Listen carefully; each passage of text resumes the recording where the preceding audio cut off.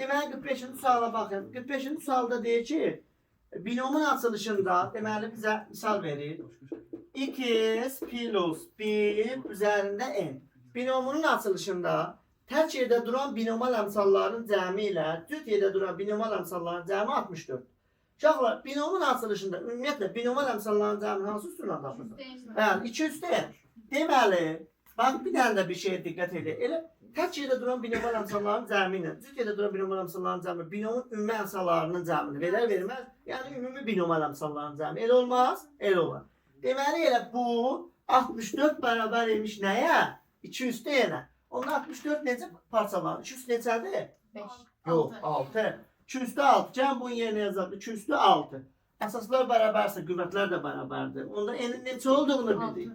Yaxşı, gələrək bunun yerinə 6 yazarıq. Yəni biz bunlardan istifadə edərək tapdıq ki, bu üzərində nəymiş? 6 dərəcəymiş. Bunları silər, qaldığımız yerdən davam edək. Uşaqlar, bizdən nə soruşur?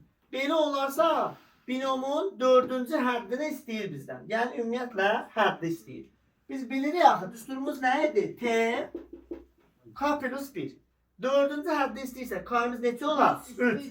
Bəli, yazırıq onda. K plus 1 bərabərdir 4-dürsə, K'miz neçədir uşaqlar? 3. Onda yazırıq yerinə. Bunu biraz aşağıdan yazım, qarışmasın. Onda K yerinə 3 yazsam, uşaqlar, nə oldu burada? T4. Bərabərdir. K'miz 3-də axı. Onda kombinazon 6'dan neçə? 3. Birincini yazırıq. Birinci həddimizin üzərində n çıxaq n var idi. Ya, bundan çıxırıq bunu. 6 minus 3 yəni 3. İkincidən söhbət edirsək 1 üzərində əlbəttə bunu yazmalıyıq da K-nı.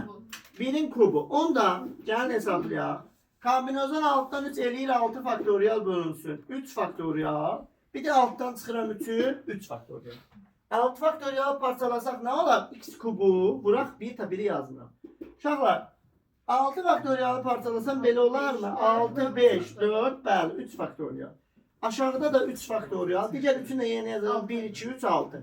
3 faktoriallar gedər. Bundan da bu gedər. Qalan 20 x'in kubu. Onda bizim sualımızın doğru cavabı D.